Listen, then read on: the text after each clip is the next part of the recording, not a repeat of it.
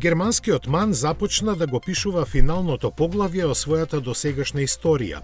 Ја лансираше последната генерација дизел мотори.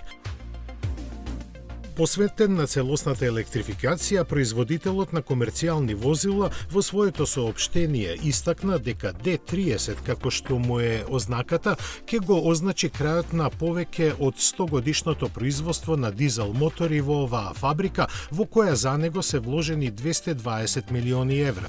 Паралелно со него во неа ќе се произведуваат батериски системи за идните генерации возила.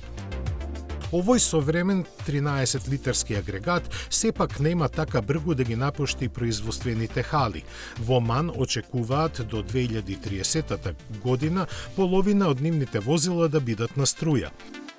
Ке се вградуваат во тешките камиони, за кои ќе биде на располагање во 6 верзии со моќност помеѓу 380 и 560 конски сили. Се очекува годинешното производство да достигне 50.000 единици.